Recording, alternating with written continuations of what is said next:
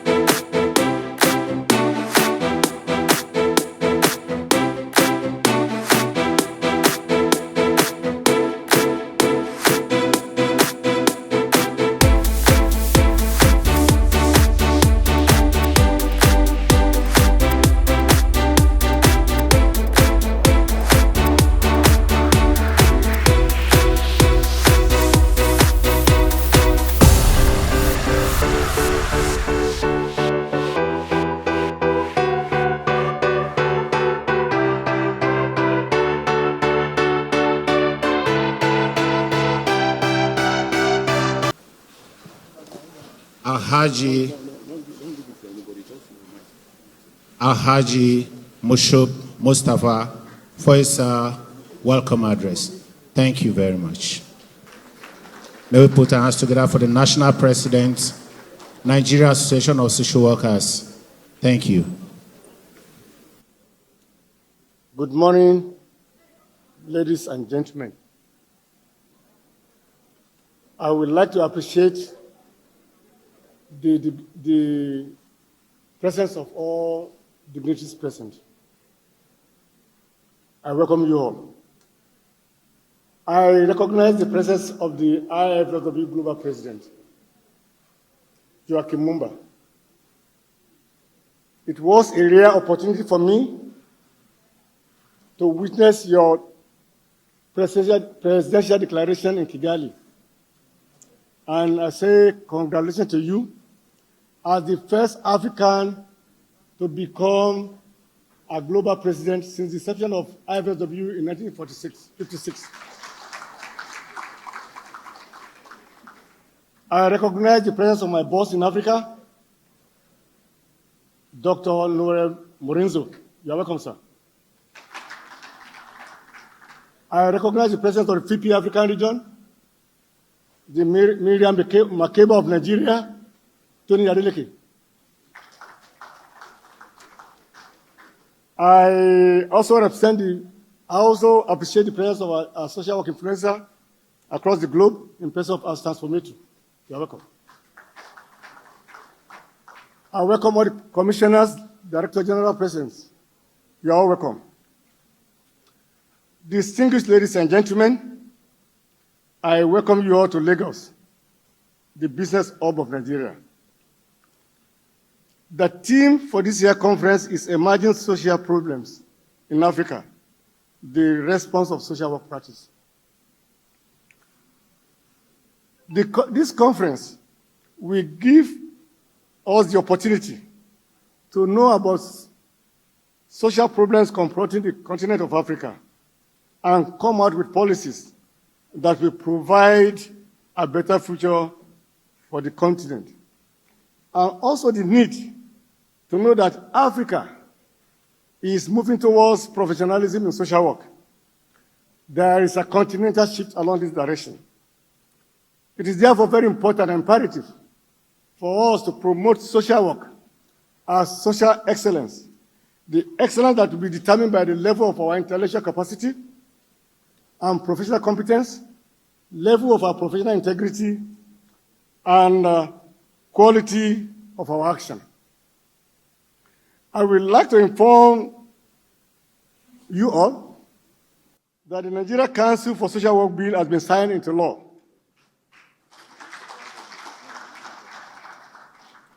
This conference will therefore provide us the opportunity to share our experiences with our colleagues from Africa and beyond, and also for us to tell our story.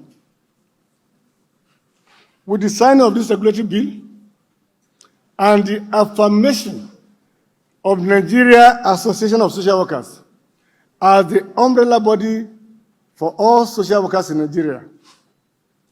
The signing of the bill has thus become a milestone from which to take a stock.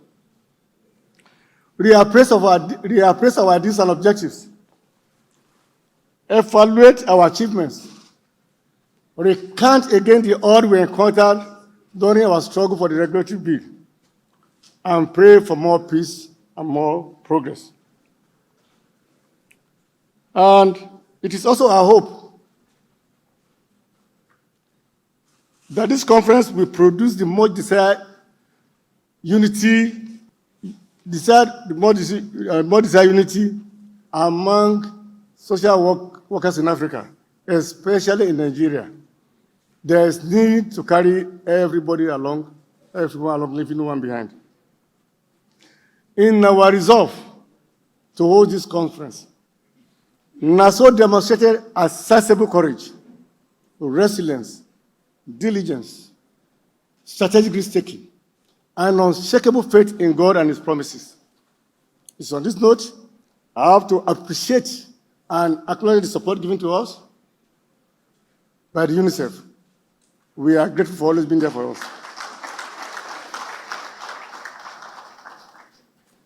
We are also grateful to all of you for your support and prayer. I welcome you all to this conference and I wish you all happy celebration. Thanks and God bless.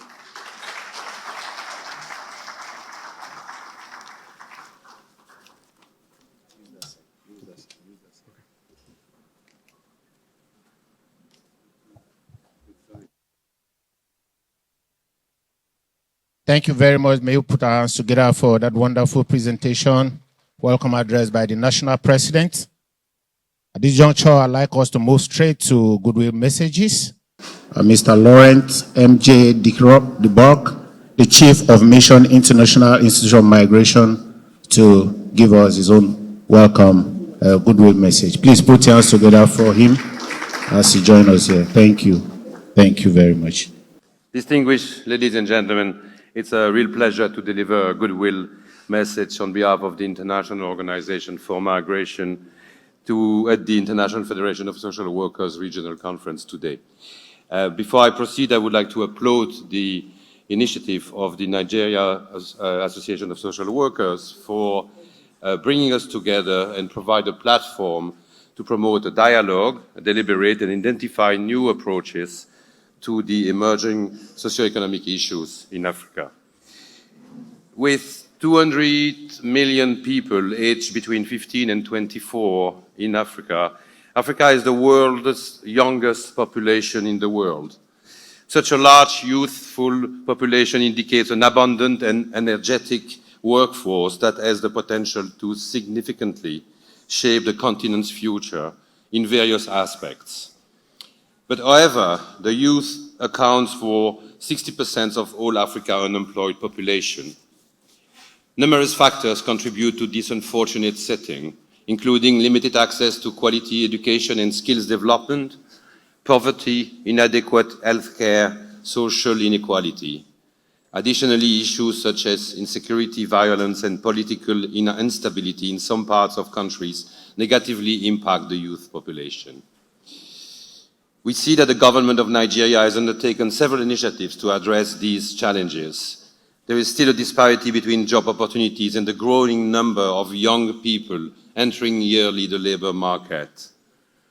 It's also vital that policymakers prioritize job creation and also promote decent work, prioritizing equal pay, protection of labor rights, safety, and the elimination of forced labor. Allow me to highlight a few points or suggestions for responses to be considered when deliberating during these 3 days. Firstly, the Sustainable Development Goals and the commitment to leave no one behind. To reach the furthest behind first cannot be achieved without due consideration of migration. As a lead UN agency on migration, we are convinced that well-managed migration can facilitate human mobility and therefore be an element to reducing poverty, fostering inclusive growth, enabling growing number of young people in Africa to gain access to education and employment opportunities. However, well-managed migration and facilitated human mobility must be coupled with efforts such as the improvement of education systems, skills training, continued development of infrastructure, which are vital to attract much-needed investments. Secondly, it's important to note that the youth unemployment cannot be tackled without a strong engagement with the private sector. The private sector has the capacity to offer unique skills, knowledge, expertise, and resources through internship, apprenticeships, job training, monitoring to close the still gaps between the demand and the supply of the labor, as well as to increase the level of investments in the country, which in turn can stimulate the creation of employment. IM Nigeria is committed to promoting public-private partnership in youth access to income generation through livelihoods promotion and sustainable economy to increase economic activities in diversified markets. Thirdly, the diasporas. They should be perceived beyond their well-known role of sending remittances. They should be considered as catalysts for philanthropy, investment, and innovation. Diasporas can promote trade and foreign direct investment, create businesses, spur entrepreneurship, and transfer new knowledge and skills. Nigeria has a significant population of about 17 million diaspora members in different parts of the world. They should be engaged to tackle the problem of unemployment in the country. IM is committed to support the government of Nigeria in this regard, in mapping and matching local communities' financial and technical needs with the network of Nigerian diaspora experts, and strengthen the network for knowledge sharing and promotion of investment opportunities in the country, as well as to strengthen a productive path for the transfer of remittances. Fourthly, the efforts should be channeled through creating legal pathways for regular migration by enhancing skills development and certification programs that meet international standards and address the real labor market needs. This is a priority for us, and the implementation of regular pathways with the necessary resources, skills, and partnership at the global, regional, national, and local levels. We should advocate together for the expansion of regular pathways and improve the implementation of those that exist and the creation of new pathways whose accessibility, quality, integrity, scalability, and sustainability will serve migrants and the countries and communities where they come from, they go to and through. And fifthly, there is a need to overhaul school curricula to ensure that emphasis is also placed on vocational and technical job training so that schools, leavers, and graduates can be self-reliant. We are dedicated to enhance the skills and employability of youth, women, and vulnerable individuals to build self-resilience, acquire soft and technical skills and knowledge through apprenticeships, job placements, on-the-job training, entrepreneurship, business skills training, and value chain integration, with a specific focus on green jobs such as waste recycling, renewable energy, and hydroponic agriculture systems. In order to ensure that no one is left behind, we must further expand and deepen the partnerships among the different stakeholders at all levels, within and outside any country. We are engaged in working with you in tackling the youth unemployment and other development challenges in Nigeria and the African continent at large. We believe that it's only through multi-stakeholder and multilateral cooperation that this can be achieved. I wish you a success deliberation for the next 3 days.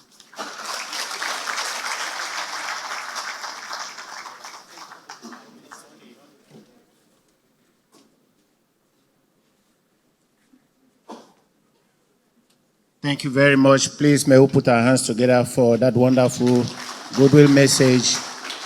Thank you very much, sir. Thank you.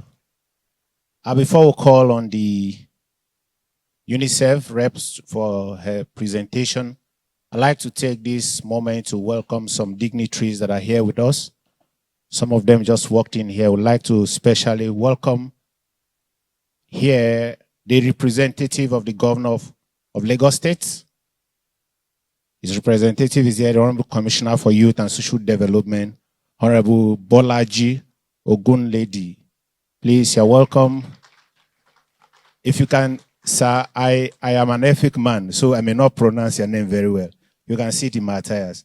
You're welcome, Honorable Commissioner. Thank you. I'd like to again specially welcome in our midst the university hosting us. The representative of the Vice Chancellor is here in the person of Professor Olu Sakiri. Welcome, Professor Mrs. Thank you, ma. Pardon my ethnic way of pronouncing your name. Thank you. That is why we are here to share cultures. I'd like to quickly welcome the Dean, Faculty of Social Sciences that is here with us, Professor Odulaja Odukoya. Welcome, Prof. Thank you. Again in our midst is the wife of the Governor of Lagos State, Dr. Mrs. Claudina Igboyeke Sanwo-Olu. You're welcome. I think I'm trying, right?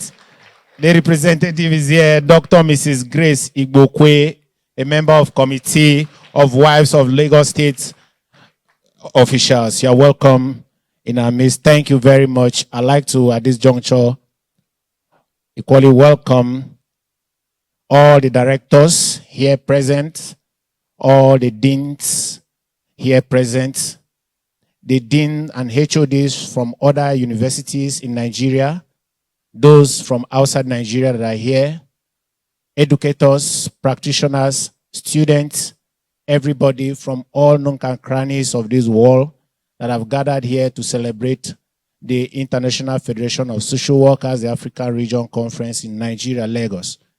I'd like at this juncture to call on the representative, I'm sure she's ready now, of UNICEF for her presentation. Thank you very much. Please, may we put our hands together for her as we take her. Thank you. Thank you very much. So, first of all, good morning, all protocols observed. I'm really delighted to extend UNICEF's warm greetings to all distinguished participants at the International Federation of Social Workers Africa Regional Conference. As we know that this year's conference theme is Emerging Social Problem in Africa, the response of social work practice. And also we understand and acknowledge the huge challenges that these communities are confronting not only in Nigeria but across Africa. And it emphasizes the pivotal role of social work in navigating these dynamic challenges. From UNICEF's side, we have been consistently supporting to reinforce the social service workforce, particularly in the areas of child protection at the country level, at the regional, and also at the global level. I just also want to acknowledge that in 2019, in partnership with the Global Social Service Workforce Alliance, UNICEF introduced guidelines to strengthen the social service workforce for child protection. These guidelines, which are very important, which are also complementing the program guidance on preventing and responding to violence against children and adolescents, underscore the importance of a skilled social service workforce, encompassing paid and unpaid, government and non-government, professional and paraprofessional personnel as a vital component in an effective child protection system. In this conference, we have also gathered participants and also support from our East and Southern Africa as well as West and Central Africa. And we will continue to strengthen social service workforce initiatives in this region. Similarly, our country offices across this region will continue to collaborate with national counterparts to enhance social service capacity. So in the past few years, UNICEF has devoted considerable technical and financial resources to assist the government of Nigeria in augmenting social service delivery, and I would like to highlight few of the interventions. We from UNICEF Nigeria, we are evaluating the Nigeria's child protection social service workbook, which will be the basis for future work with us. We are also revising the curriculum which is informed by ECOWAS regional framework to shape auxiliary social workforce training. We are also facilitating the enactment of a law establishing a council for the regulation of social work in Nigeria, which is signed by President Buhari, the past president, in December 2022. We are also developing a workforce documentation and accreditation system, which is vital. We are also supporting the establishment of the Council of Regulation of Social Work in Nigeria. And last but not the least, we are also validating the harmonized case management tool for child protection. And in that effort, we got all the commissioners to Abuja last month. So with all these efforts, we are kind of reinforcing our support to social workforce in Nigeria, but this is also the same for all our country offices across the region. As we convene today, let us also acknowledge our collective commitment to achieving SDG, recognizing the integral role of social work in these efforts. I understand that this conference is a vital forum for dialogue, knowledge sharing, and strategic planning. And UNICEF, as a staunch advocate for children's rights and welfare, we appreciate the significant impact of social work in responding to Africa's changing social dynamics.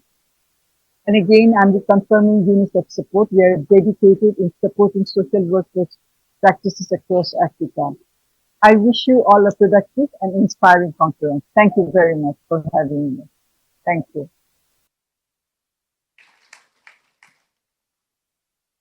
Thank you very much for that wonderful goodwill. Thank you. Please put your hands together for her. Thank you, Ma, for that wonderful message.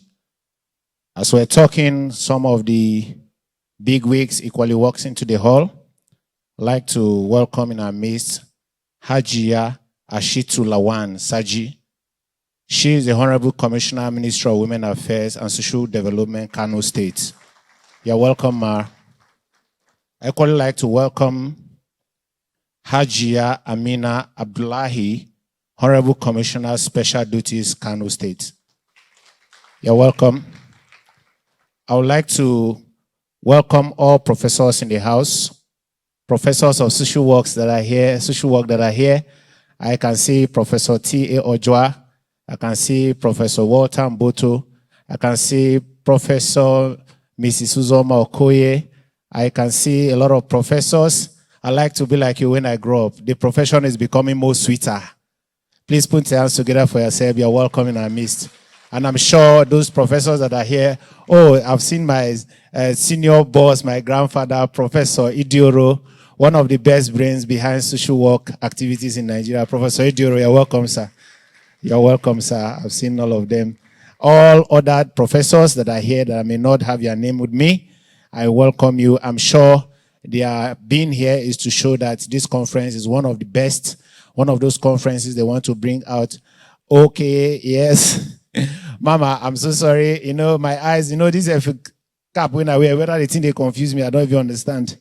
You're welcome. Please, I'd like to beg that at this point, yes, I'll get back to that. Thank you very much. But before we continue, I will ask that Mr. Pascal, the Secretary General, IFSW, is online ready for his own goodwill message. Please, for the commissioners and the others that have goodwill messages for us, I'd like you to please communicate it to us on time so that we can slate you for the goodwill message before we continue. Thank you. Let us take Mr. Pascal now for his goodwill message. Thank you very much. Perfect. Thank you so much. Yes, esteemed colleagues, distinguished guests, and valued participants of the IFSW Africa Regional Conference 2023. I am Pascal Rudin, the acting CEO of IFSW, and it's with a mixture of deep regret and unwavering solidarity that I address you today. Regrettably, geopolitical tensions between South Africa, where I applied for my visa, and Nigeria have prevented me from joining you in Lagos. My initial visa application was declined, and the subsequent one remains unprocessed. This situation, while disappointing, does not diminish my enthusiasm and commitment to our shared cause. Reflecting on this missed opportunity, I am reminded of my time as a social work visiting student at the University of Ghana, Legon, back in 2008. That experience, rich in learning and cultural immersion, cemented my bond with West Africa and Africa more generally. West Africa, a region that continues to inspire me both personally and professionally. This conference, taking place at the University of Lagos, is a beacon of hope and a hub of innovation for social work in Africa. It symbolizes our collective resolve to strengthen the social service workforce, addressing the myriad of challenges faced by vulnerable populations, women, children, the aged, and persons with disabilities, amongst others. The theme of our conference, that is emerging social problems in Africa, the response of social work practice, is both timely and pertinent. It reflects the urgent need to adapt, innovate, and collaborate in tackling issues like war, climate change, poverty, discrimination, and various forms of violence and abuse that plague our societies. The concept of Ubuntu, which has its roots in African philosophy, has traveled across the world, inspiring millions of our colleagues in the social work profession. This concept, emphasizing humanity towards others, is a statement to the impact and reach of African wisdom. It reminds us that we are interconnected and our shared humanity is the cornerstone of our profession. As we convene, both physically and virtually, let's embrace the spirit of Ubuntu, fostering a sense of community and mutual respect and support. The conference is not just a gathering. It is a vibrant exchange of ideas, experiences, and best practices. It is an opportunity to learn from each other, to build on our strengths, and to address the challenges that face us with resilience and innovation. The objectives of this conference align seamlessly with the African Union Agenda 2063, emphasizing the need for innovative practices, collaborative efforts, and effective interventions in social work. Our discussions, presentations, and interactions over the next days will undoubtedly contribute to the strengthening of the social service workforce, the betterment of the communities we serve. There is a vital role for social work in Africa in co-building a new social world, a vision powerfully articulated in the People's Charter. This vision is in harmony with our shared goal of nurturing communities that are both sustainable and inclusive, placing equal emphasis on caring for the environment and promoting social well-being. In Africa, where the interplay between social and environmental factors is particularly pronounced, social workers are uniquely positioned to champion this eco-social approach. By integrating principles of ecological sustainability into our practice, we can address the pressing challenges of climate change, resource depletion, and environmental degradation. Our work can contribute significantly to creating resilient communities that are not only socially just, but also in harmony with our natural world. The People's Charter serves as a guiding light in this endeavor, reminding us that our responsibility extends beyond unique social issues to encompass the larger ecological context in which we all live and work. In closing, I wish you all a productive and enlightening conference. May your discussions be fruitful, your collaborations be strong, and your resolutions be impactful.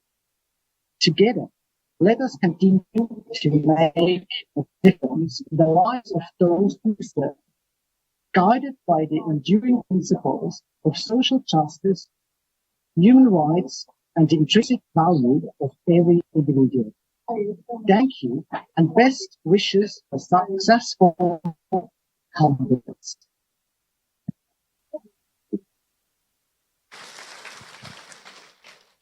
Thank you very much. Thank you very much. Thank you very much. Please put your hands together for him for that wonderful goodwill message. Thank you. I was saving something for the last, but I will still have to wait. I'd like to welcome in our midst again the representative of the director in the Federal Ministry of Social Development and Humanitarian Affairs that is here representing Mr. Taiwo Bashirun. Mr. Peter Audu is here representing that ministry. Please, Mr. Peter Audu, you're welcome, sir. Gentlemen and ladies, I'd like us to recognize this special person. She's been the brain behind this success. She's been working day and night to ensure that this event is this beautiful. I'd like to welcome my mama. I told you to hold on. I'll come back to that. Please, may you rise for recognition. Professor Chinwe Wana. Thank you very much for this wonderful arrangement. Thank you very much, and God bless you. At this juncture, I'd like to call the representative of the Director of Social Development for his goodwill message. Thank you.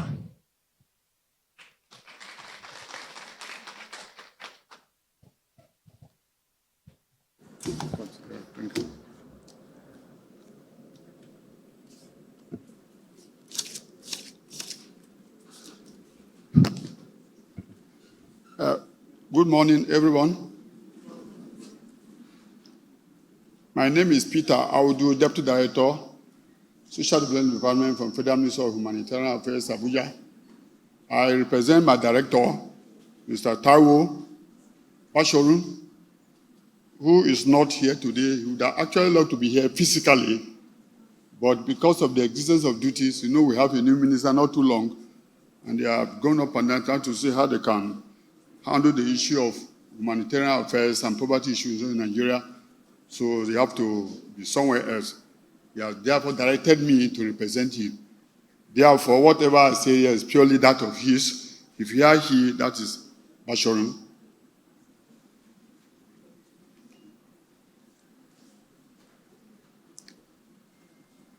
The theme of this year's program, which is Emerging Social Program in Africa, the response of social work, is very apt.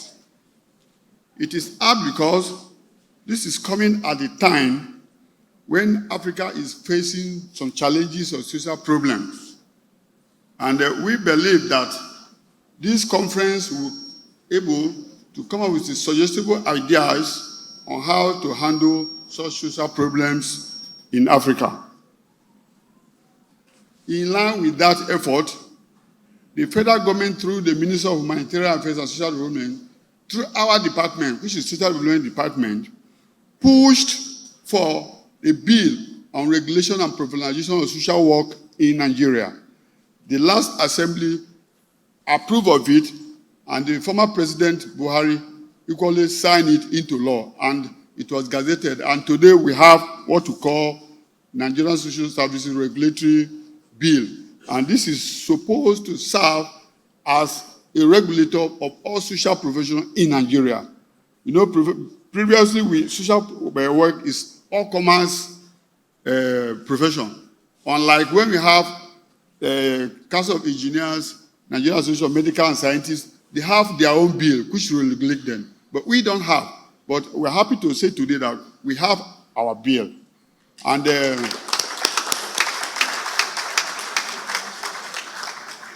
as soonest, we are planning to establish our council. We are going to have a council, and they will soon be inaugurated.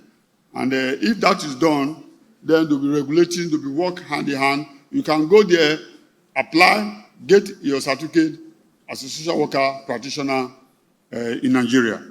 So that is what the federal government has done. So at this junction, we would like to thank some of the stakeholders, UNICEF, IOM, for working hand in hand for the success of this program. I believe that by the end of this program, a suggestible the topic will have come out on how to prepare to chart a way forward for the promotion of social work in Africa, and more especially in Nigeria. I wish you good luck and fruitful deliberations. Thank you, and God bless.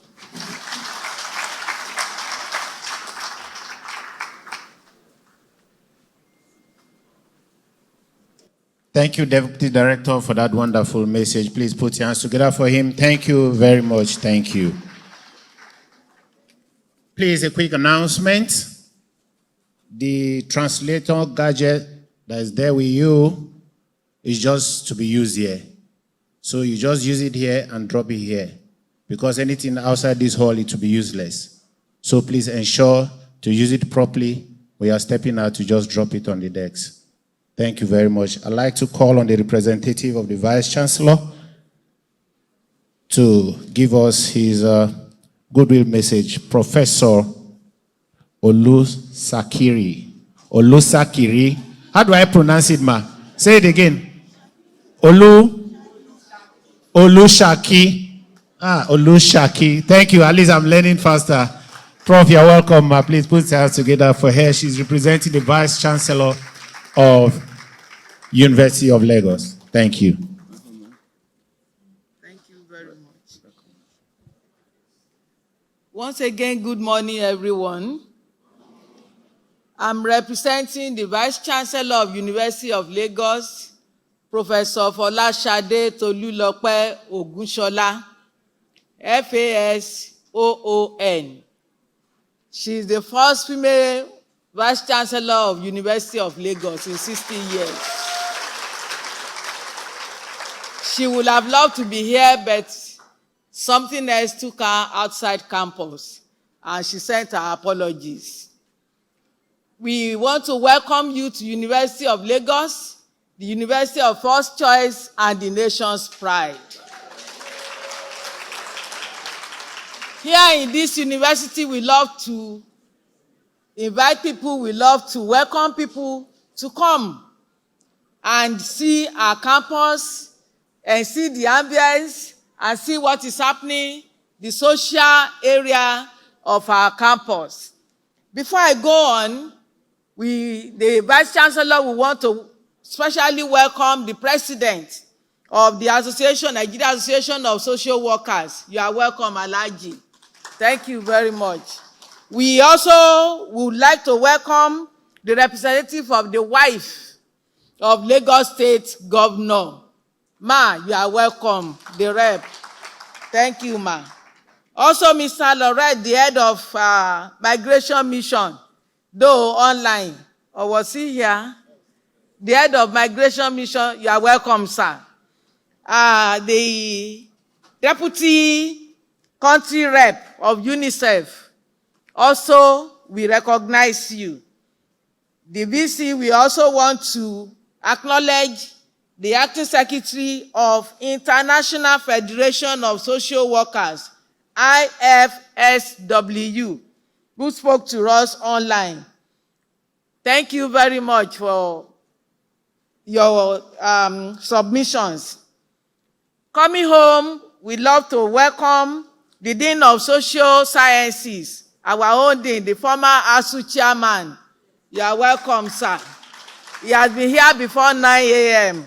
You were here together since 9 a.m. And the rep of the Dean of Engineering. You are welcome, sir.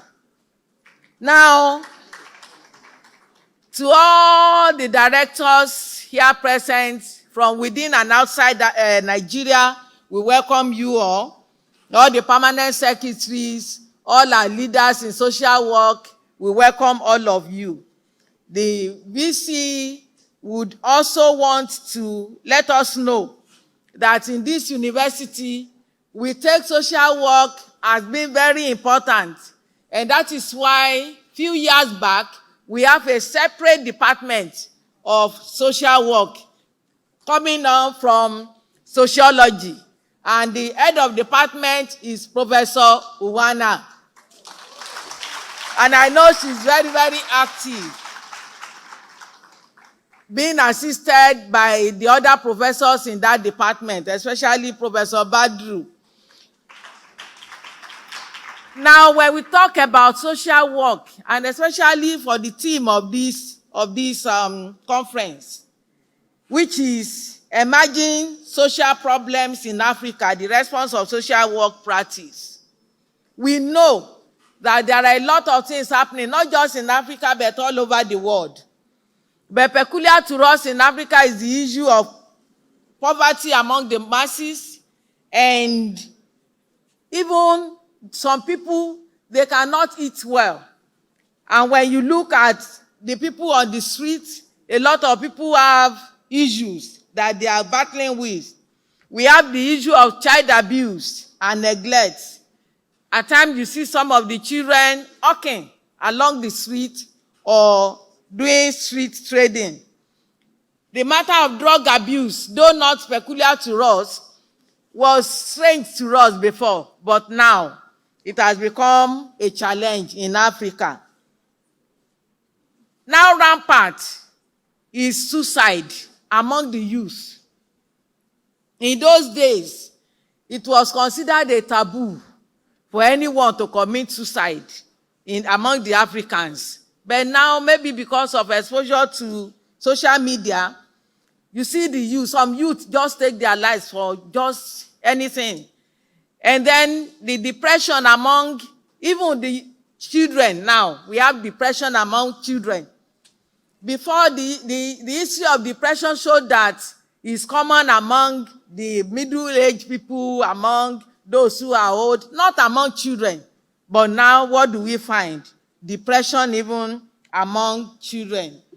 Also, very alien to African society was the issue of broken homes. But now, it is also very rampant with its attendant social problems. Let me stop there, not preempting what those who are going to talk will talk about. Once again, on behalf of the first female Vice Chancellor of University of Lagos, Professor Folasade Ogunsola OON, we welcome you to University of Lagos. Please move around and enjoy yourself. Thank you very much.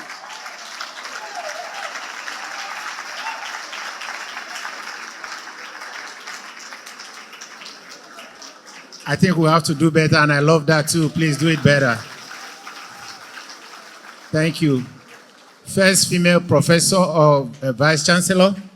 We have first female vice chancellor equally University of Calabar. So women are leading.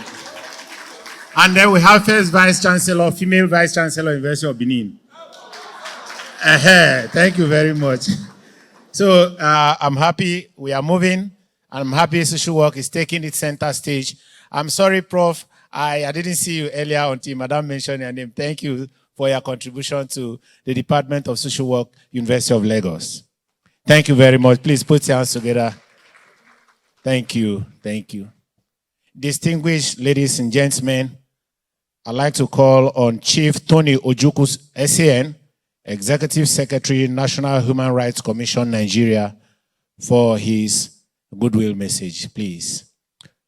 Chief Tony Ojukwu, SAN. I'm sure he's supposed to do this online. Okay. Okay. Please, distinguished delegates, I'd like to call on the representative of the wife of the governor for her goodwill message before we get to that of the governor. I'm sure the next governor of Lagos State will be a woman. I'm supposed to hear amen. Thank you very much. Please put your hands together for Emma. Please, can you take the other side? Yeah, thank you. Thank you very much. Please, again, the translator gadget is meant to be used here, just here. After here, you'll not be able to use it, so don't take it away. After usage, please drop it on the decks. Thank you.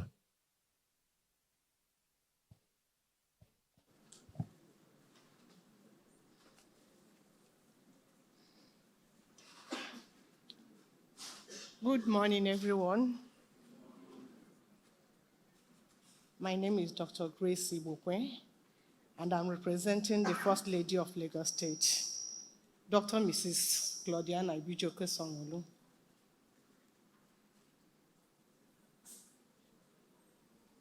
First of all, I want to appreciate the Governor of Lagos State, Mr. Babajide Olusola Sanwo-Olu, who is ably represented by the Honorable Commissioner for Youth and Social Development, Mr. Mobolaji Ogunlede. I also want to acknowledge the presence of the keynote speaker, Mr. Joachim Kodbat Momba, Global President, International Federation of Social Workers, the Vice Chancellor of University of Lagos, Professor Folasade Ogunsola, ably represented here by Professor Olushaki, my lecturer. God bless you, man.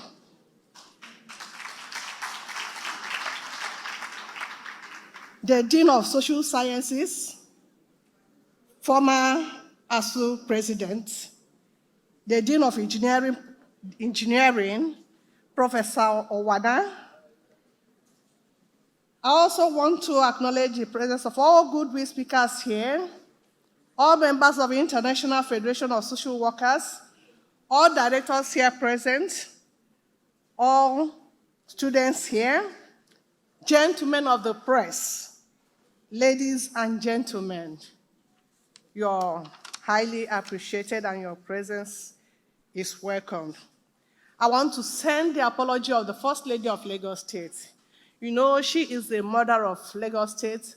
She has so many things begging her attention, and she would have loved to be here because social work is at the center of her ministry or portfolio.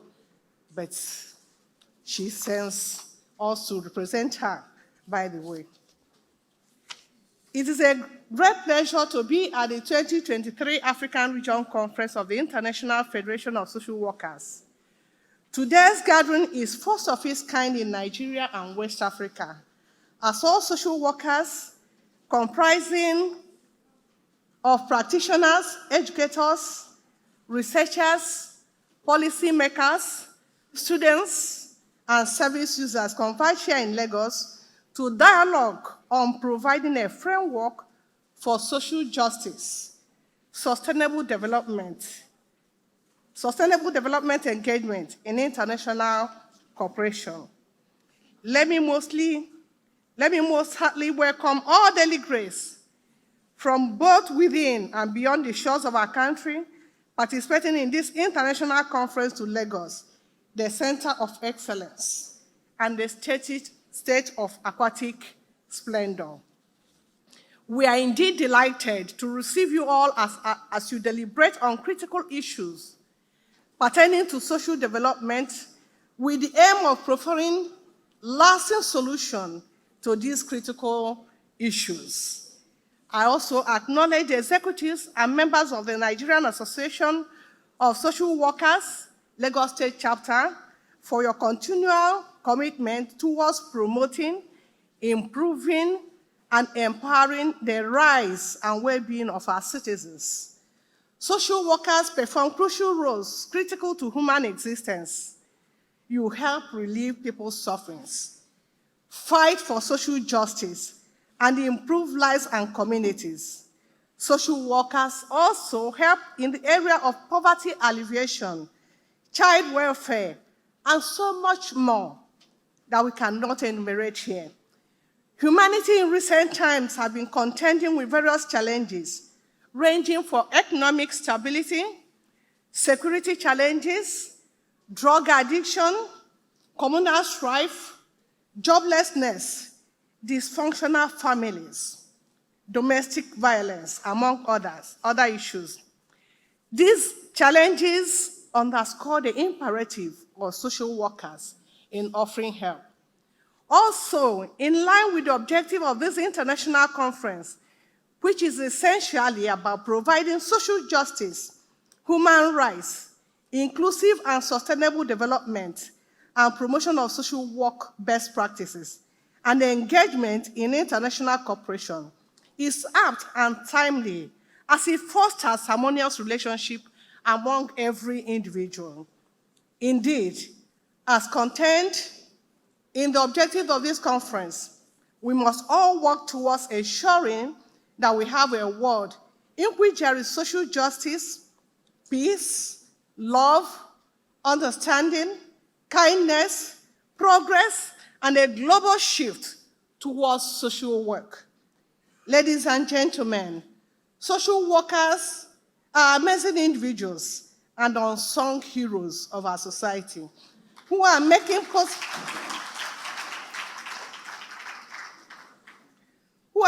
positive impacts in the lives of countless individuals and communities. They are like real-life superheroes without the capes. They possess a unique blend of empathy, compassion, and resilience. They are the ones who lend helping hands, listening ears, and supportive shoulders to lean on. In hospitals, social workers provide emotional support and guidance to patients and their families during challenging times. In schools, they advocate for students' well-being and ensure they have the resources they need to thrive. In community organizations, they fight for social justice and work tirelessly to uplift marginalized populations. Their dedication and selflessness make a real difference in the life of individuals, families, and communities. They are the ones who bring hope, healing, and positive change. So let's take a moment to express our gratitude and appreciation for the social workers who tirelessly to make our world a better place. Thank you all for all that you do. Let me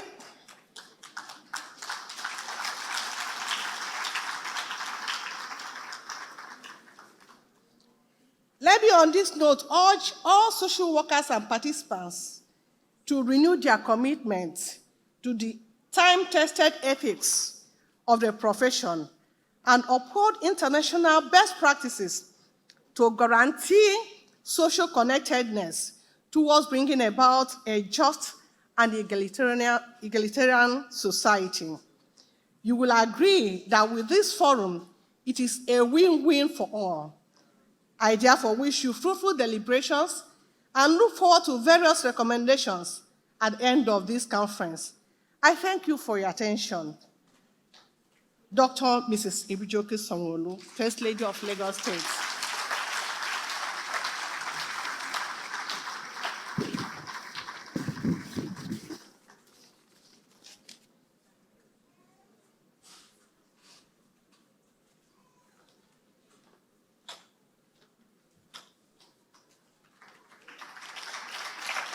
Thank you, Her Excellency, the First Lady of Lagos State, for that wonderful goodwill. You are all welcome, and thank you again. I'd like to, at this juncture, before we call on the representative of the governor to declare this occasion open, I quickly want to recognize the National Executive of Nigeria Association of Social Workers that are all here, led by the National President. I am eager to see my global president speak, but let me just hold on a little bit. You'll get to that point. So I'd like to welcome Professor T. Ojua, who is the Deputy National President. He's here in our midst. Please put your hands together for him. Recognize Mrs. Esther Nasara, the General Secretary, Workaholic. Please put your, she's here. Welcome all the way from Jos. I want to recognize the Administrative Secretary, who has been working with us all the while. He's the Deputy Secretary General of NASoW, Mr. Justin Obiagu. He had always been working. I'd like to welcome Mr. Kayode Omoya Jawo, who is the VP, Southwest. We will welcome you, sir. If you are here, please wave. Let us see you. Thank you, sir. I'd like to welcome again Mr. Yahaya Issa, who is the Vice President, North Central. He's here. And I would like to equally welcome Alhaji Abdullahi, Vice President, Northeast. Please, sir, you're welcome. The tallest man in the executive. Thank you very much, sir. I equally want to welcome in our midst Malam Musa Jamilu, who is the Vice President, Northwest. Sir, you're welcome. That's another workaholic among us. I equally want to welcome Abdullah Aliu Wankas, who is the Financial Secretary. Wankas, you're welcome. Where are you, sir? We want to see your face. Okay, maybe he's out. I'd like to make welcome in our midst the Publicity Secretary or the Public Relations Officer, Musluddin Adebayo, who is here with us. You're welcome. Permit me to welcome the National Welfare Officer, Dr. Mrs. Barbara Brownson. She's here with us. I'm sure she's okay. We are welcome in the Fokataya. I'd like to welcome Mrs. Fabia Wari, the Program Officer. She's here with us. You're welcome, Ma. And I'd like to welcome our ex-official Pastor Nathaniel Kolawale is here with us. Please, sir, welcome, sir. Thank you very much. And I welcome again Barrister Babajide Olufemi, Legal Advisor. You're welcome. Where is he? Okay, he's not here yet. Welcome, Dr. Dicop is the Editor-in-Chief for NASoW. Sir, you're welcome. And he's going to be the one to handle all our papers and the publications alongside. And I'm your humble servant in service. I am the National Auditor serving today as the MC. Please, thank you for being with us. Gentlemen and representative of all our dignitaries, at this juncture, I'd like to call on the representative of the governor, who is here to declare this event open in the person of Mobolaji Ogunlade, Honorable Commissioner for Youth and Social Development, representing the governor, sir. Thank you. Please take this way. Honorable Commissioner, you are looking very fine. Please clap for him. I prayed earlier that the next governor of Lagos State is going to be a woman. Don't allow me to change my prayer points because you are looking like one. Thank you very much, sir. Thank you. Thank you very much.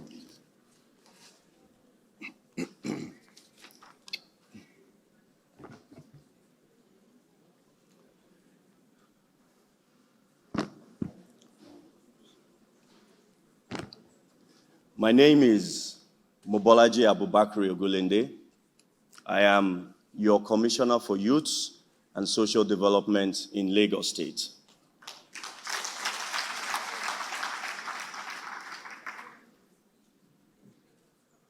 We were sworn in on the 15th of September, 2023.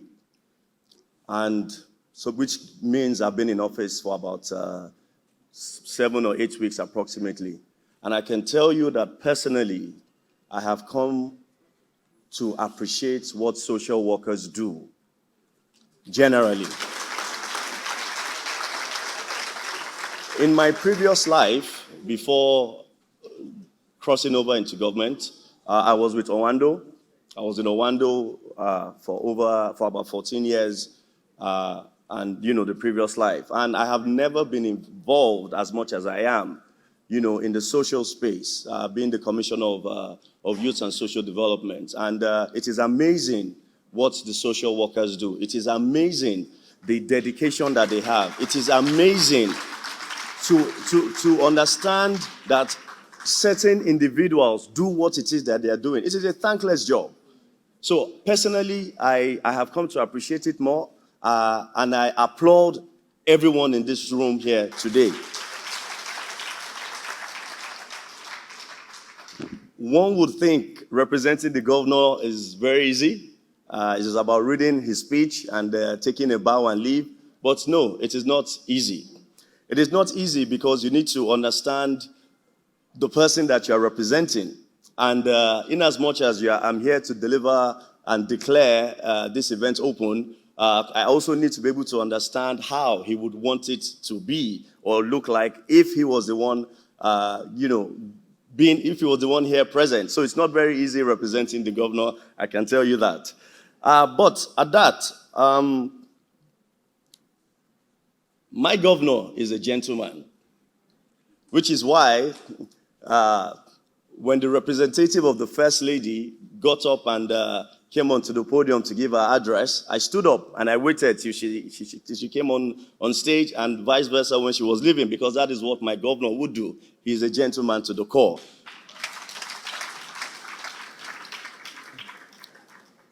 The keynote speaker, Mr. Joachim Mumba, the Global President, IFSW, International Federation on Social Workers, the Vice Chancellor, University of Lagos, ably represented, the Dean of Social Services, the Dean of Engineering here as well, goodwill speakers here present and online, members of the International Federation of Social Workers, all directors here present, all students here present, gentlemen of the press, ladies and gentlemen.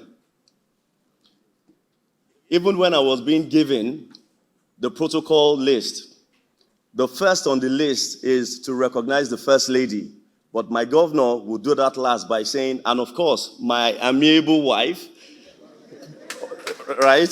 So I have left it to the end to recognize the representative of the First Lady, Dr. Mrs. Claudiana Ibijoke Sonwolu, ably represented by Dr. Grace Igbokwe.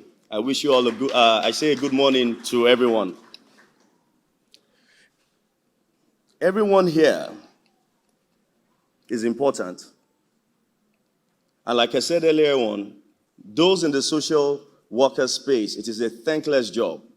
And in the last 7 weeks that I personally have been moving from our homes and institutions and into Lagos State at large, like I said, I've come to appreciate it. It is a thankless job, but all I can say is that may the good Lord reward us all in what we are doing.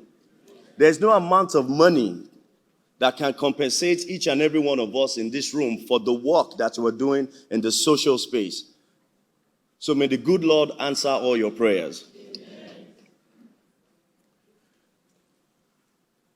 I would like to also welcome you all to Lagos. Welcome to Lagos, the center of excellence, the state of aquatic splendor, and the financial hub of Africa. When we talk about Nigeria, we talk about Lagos. If you have not been to Lagos, you have not been to Nigeria. Each and every one of us has a tie to Lagos. Am I right? Yes. So welcome to Lagos. That is how my principal would have done it, yet again. When the representative of the Vice Chancellor was speaking, she mentioned some few key points. Youth, drug abuse, suicide, development, depression.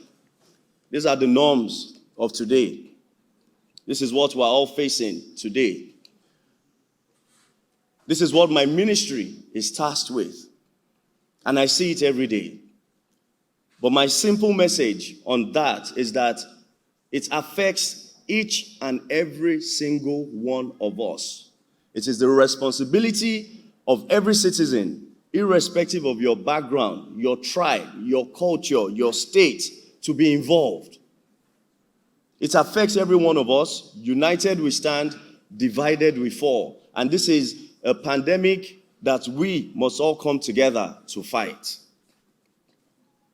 It is with a deep sense of privilege that I stand before you today as we gather for the commencement of the 2023 International Federation of Social Workers Africa Region Conference.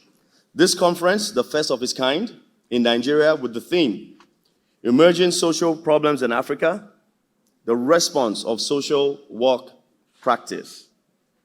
It is both timely and critical, calling us to reflect on the evolving landscape of our continent and pivotal role social workers play in shaping its response. Africa, with its rich tapestry of cultures and histories, has always been resilient in the face of challenges. However, the dawn of a new era brings with it a fresh set of complexities that demand our attention, understanding, and most importantly, collective action. As social workers, you are not mere observers, you are catalysts for change, advocates for justice, and champions of human rights. Therefore, social workers are burden bearers, agents of change, and a hope for a better world. The emerging social problems we face today are varied and interconnected, from the impact of climate change on vulnerable communities to the complexities of urbanization, the challenges of migration, and the persistent threat of infectious diseases. It is within this dynamic context that this profession finds itself at the forefront, poised to offer approaches and make a difference. In responding to these challenges, we must first acknowledge the changing nature of our society, and your methods and approaches must evolve to meet the targeted needs. This requires a proactive understanding of the issues at hand, from the micro to the macro level. Social work is not a static discipline. It is a dynamic force for positive change. Social workers play a vital role in fostering community resilience, advocating for policy changes, and implementing sustainable interventions. By addressing challenges through culturally sensitive and context-specific social work practices, social workers can contribute to the development and well-being of communities across the continent. Let me emphasize that Lagos State's social work landscape is dynamic, adapting to the evolving needs of its population and reflecting the socio-economic context of Nigeria's most populous and economically vibrant state. As a government, we have been working to create an inclusive atmosphere for people residing in the state. And in this tenure, our Themes Plus agenda is focused on leaving no one behind, with the ultimate goal of achieving prosperity and sustainable growth for all. Furthermore, we must recognize the power of collaboration. The issues we face are multi-dimensional, and no single entity or discipline can address them in isolation. We must forge partnerships with the private sector, non-governmental organizations, academia, and most importantly, the communities we serve, that together we can amplify our impact and create sustainable solutions. Social workers focus on community empowerment, building local capacities, and fostering resilience. They engage in sustainable development initiatives, promote eco-friendly practices, and collaborate with stakeholders to create lasting solutions to social challenges. Additionally, efforts are made to ensure that interventions are culturally sensitive and inclusive, contributing to the overall well-being and resilience of the population in Lagos State. Our administration also gives priority attention to the vulnerable children, the women, the elderly, people with disabilities, and others accorded prize of place to ensure social inclusion, positive development, and all citizens in the state. I think the state deserves a round of applause, please. We have designed and implemented policies that protect and enhance the well-being of vulnerable groups in the state, such as the Child Rights Law 2015 as amended, the Child Protection and Safeguarding Policy, the Lagos State Disability Laws, and the Domestic Violence Law, amongst others. Permit me to state that Lagos State has its peculiarity as a commercial nerve center of the country, a status which attracts a huge influx of people to the state, and some without any means of livelihood or place of abode become indigent, and with the attendant social and, of course, the security risk. Through our Ministry of Youth and Social Development, we have rescued beggars, destitutes from the streets with the aim of reintegrating them with their families, correctional homes under the auspices of the same ministry, my ministry. Many children on the streets have been rescued and given hope for a better life, with many of them enjoying educational benefits and vocational trainings to empower them to become themselves at the society at large. One of the peculiar challenges of this country is the huge population of unemployed youths, most of whom come to the state, Lagos State, in search of greener pastures and economic opportunities. Through the youth department of the Ministry of Youth and Social Development, in partnership with relevant stakeholders, many of our youths have been assisted through empowerment programs, vocational and leadership trainings, entrepreneurship trainings, not only for them to become independent persons, but also become employers of labor. Let me add that the state will continue to support innovations and efforts targeted enhancing the standard of living of our people and to tackle headlong barriers to social harmony and stability. As we deliberate on these challenges during this conference, let us also celebrate the successes and innovations that this profession has recorded and the stories of resilience empowerment and the transformation that have emerged as a result of the activities of social work, which have become beacons of hope that remind us of the profound impact social work and social workers can have. In conclusion, let this conference serve as a platform for dialogue, inspiration, and commitment. Let us all live here with a renewed sense of purpose and a strengthened resolve to be agents of positive change. The emerging social problems in Africa are formidable, but so is the potential of our collective efforts. Together, we can shape a future where social justice, equality, and dignity are the cornerstones of our societies. Let us join hands together to build a prosperous and egalitarian society we will all be proud of. I thank you all for listening, and I wish you all a happy and deliberation over the next few days. Mr. Babajide Olusola Sanwo-Olu, the Governor of Lagos State. Thank you very much.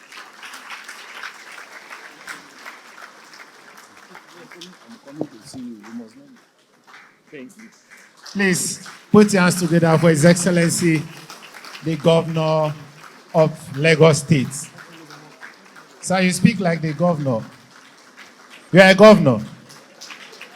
Yes, thank you very much. Thank you. Please, I'd like us to, please, again, give His Excellency a round of applause. Lagos State is doing very well. Lagos State is doing very well. Do you know why I say they are doing very well? Lagos State is doing very well for having people like this in government. I must tell you the truth. From today, I want to challenge every other state. Bring people like this into governance. It's a challenge. Honorable commissioners that are here, go back and tell your governor, we want young people.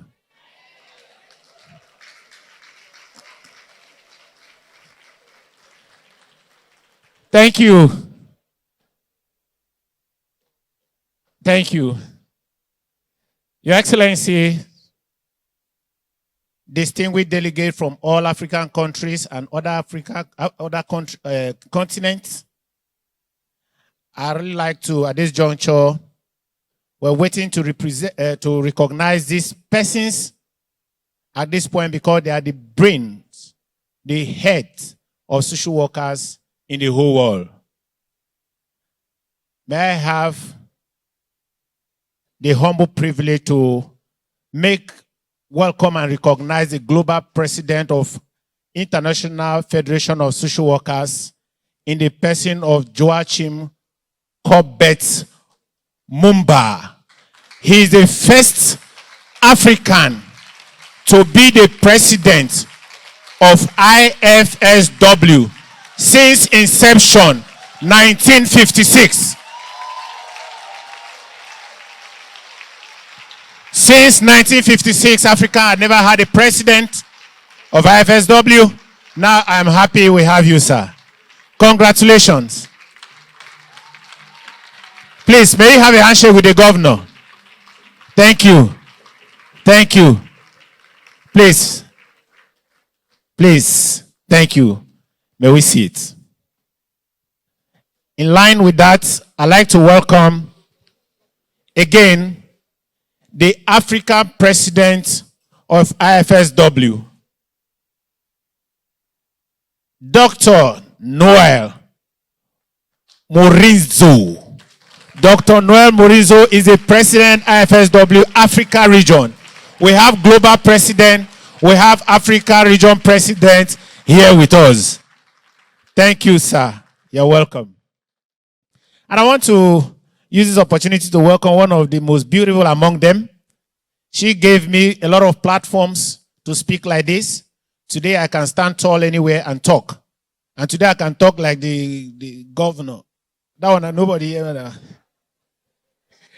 Please, may I have the privilege of welcoming and recognizing the Vice President, African Region, one of the beautiful brains Nigeria Association of Social Workers have ever produced. She's the Vice President, Africa Region. Her name is Oluwatoyin Adeleke. Thank you. Let me just give you a little brief. I had opportunity of working with her in the last regime. She was the National Deputy Secretary, and I worked with her. I remember what we achieved in Lagos 2021. So achieving this today is something great. Please, congratulations. Thank you. Your Excellency, gentlemen and ladies, now the governor declared this event open. Let us entertain ourselves small. Thank you.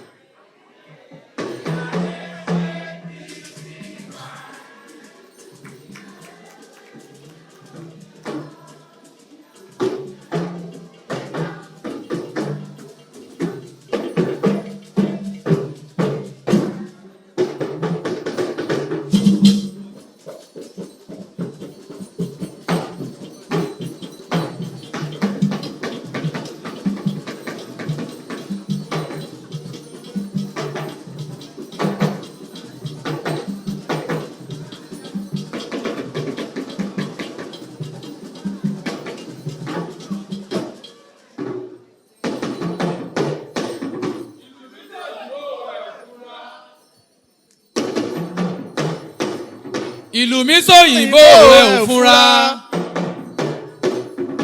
ó sóyìnbó ẹ ò fura. Everybody, are you happy? Everybody, are you happy?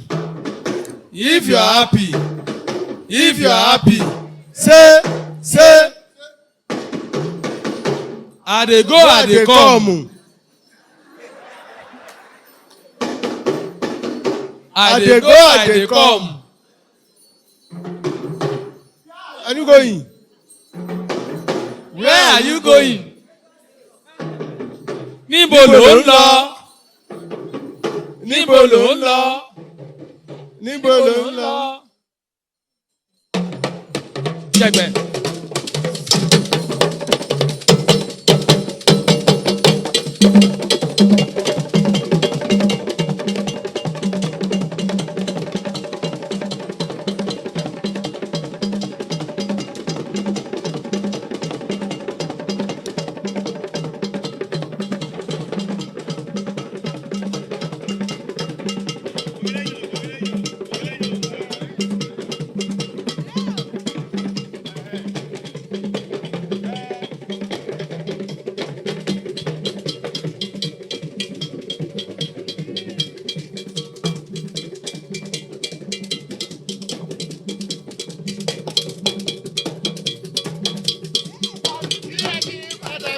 àtàkùn níbo ni kò dí mi sí ní lóhùn.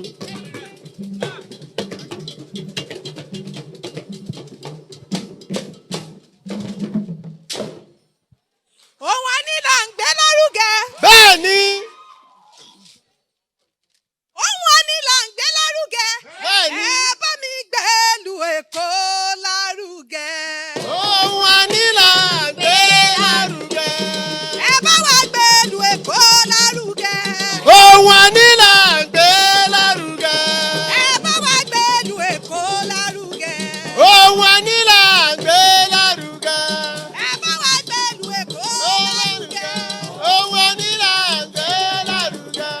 Ẹ bá wa gbé ìlú Èkó Lárugẹ. Ohun wa ní là ń gbé lárugẹ. Èkó Èkó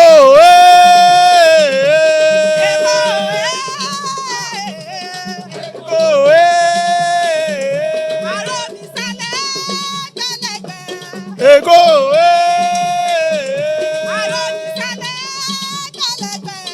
Èkó ó fẹ̀yìn ṣomi ó fomi yí kárara. Omi olókun omi ọlọ́sà omi ọlọ́sùn omi odò ẹ̀wẹ́ wo mi ilé Èkó ilé Èkó Èkó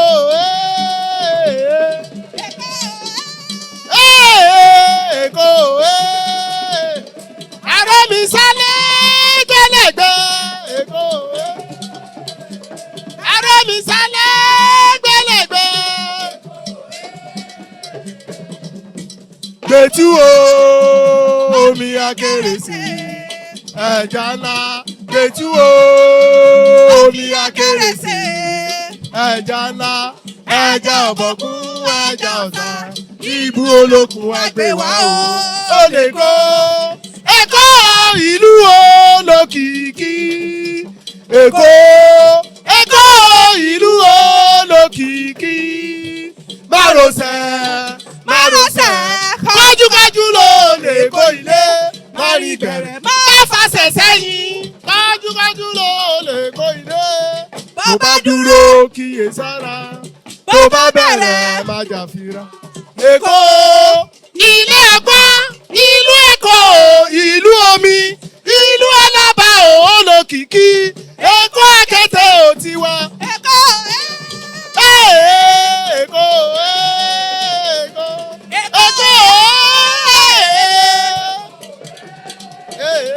àrò mi sálẹ̀ gbẹlẹgbẹ. Èkó Àrò mi sálẹ̀ gbẹlẹgbẹ. Èkó Èkó akété ìlú àgbọn. Èkó akété aṣọ gbogbo wa. Ọmọ ará ìlú Èkó. Arohùn múdúlé. Àwọn ará ìlú Èkó. Karohùn gbójúlé. Ìlú Èkó dára púpọ̀. Ìlú Èkó ìlú alábà. Ìlú Èkó ó dára yéye. Ìlú Èkó ìlú alábà. Àgbẹ̀yì nípìnlẹ̀ Èkó. Pẹ̀lútọ̀yìn ọba ni. Ìkòròdú ìpínlẹ̀ Èkó. Àyọ́gbùnrin ọba ni. Ẹ̀pẹ́ lẹ́jà. Nípìnlẹ̀ Èkó ọba ni. Olúwo Ìkẹjà Olúwo ọba ni. Akínyẹlú ọba Èkó. Wíníwọ̀nù ọba Èkó. ìsàlẹ̀ Èkó ọ̀rọ̀ mi sálẹ̀ gbẹlẹgbẹ. Onílù ìlú wa. Èkó akété ìlú ọgbọ́n. Èkó akété aṣọ gbogbo wa. Àwa ọmọ ìlú Èkó karohùn gbójúlé.